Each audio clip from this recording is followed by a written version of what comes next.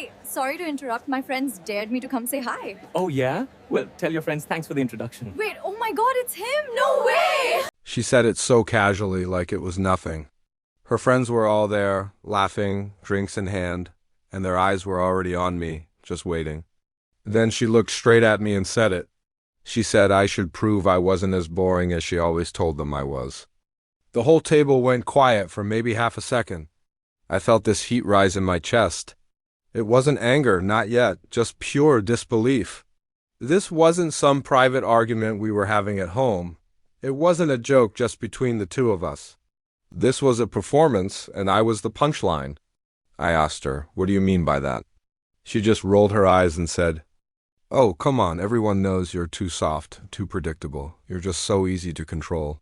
One of her friends actually laughed and said she dared her to finally say it to my face. This wasn't a spontaneous moment of cruelty. This had been planned. I looked around the table. Nobody was stepping in. Nobody even looked uncomfortable. In fact, a few phones were already out. People pretending to check their messages, but I knew they were recording. For about 3 seconds, I felt so small. Then something inside me just settled. A strange kind of calm washed over me. I looked at her and said, very calmly, that she didn't need to dare herself anymore. I turned to her friends and thanked them for finally being honest about how they saw me. I stood up, placed my glass on the table, and told her I was leaving. She just laughed and asked if I was being dramatic again. I didn't answer. I just walked out. Before I even reached my car, my phone started buzzing, nonstop, missed calls, a flood of messages. At first they were jokes, then confusion, then irritation. I just turned it off and started driving. I didn't go home. I couldn't. I went to my office, sat there in the dark, and just replayed everything. Years of moments just like this one, moments I had brushed off as harmless teasing. Every joke that was always at my expense.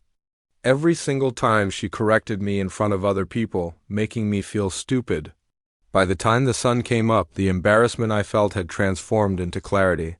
It was like a fog had lifted. When I finally went home later that day, she was waiting for me. It was, "Why did you embarrass me like that by leaving?" I just looked at her and asked, "Why does humiliating me feel so entertaining to you?" That her friends didn't mean anything by it? It was all just a joke? I told her, respect isn't something you borrow from your friends. You either have it for someone or you don't. That was the first time I saw a flicker of real worry in her eyes. Over the next week, I started making quiet changes. I separated our bank accounts. I moved my important documents into a safe deposit box. I stopped explaining where I was going or when I'd be back.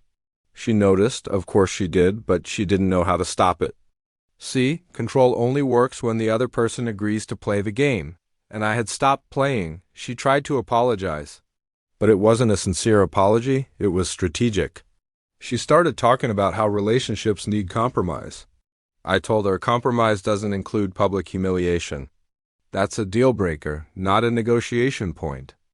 When I finally told her I was leaving for good, she cried. But they weren't tears of sadness for losing me. They were tears of panic because she had lost her certainty, her control. I told her it wasn't about one night. It was the night that made all the other nights visible. Living alone felt strange at first. It was so quiet. But it was an honest quiet. There was no more tension disguised as humor. No more walking on eggshells, constantly worried I would say or do the wrong thing. Friends started reaching out after they heard the rumors. A few of them admitted they had seen the pattern for years but just didn't know how to tell me. They had seen how she treated me. One of her friends had posted it online. They had edited to make her look funny and witty and to make me look weak and overly sensitive, but it backfired spectacularly. People didn't laugh the way they expected. The comment section was not kind to her. People saw it for what it was, bullying. She called me furious this time, blaming me for not defending her online. She said I was making her look bad. I just told her I don't need to explain the truth. The truth has a way of standing on its own. And then I hung up. Months passed. I started rebuilding my life, creating new routines. I poured my energy into my work, into myself, into all the hobbies and friendships I had neglected while trying to keep her comfortable. My confidence didn't come back with a loud bang.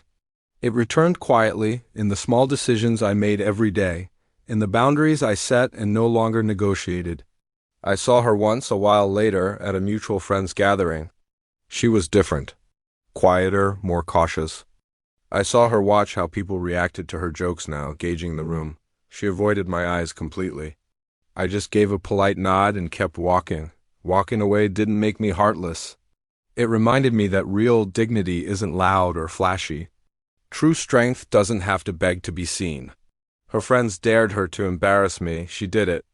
And in that one moment, she gave me the greatest gift she ever could have. The moment I stopped being someone she could control.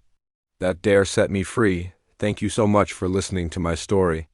If you've ever felt like you're shrinking yourself to fit into someone else's world, I hope this reminds you of your own strength.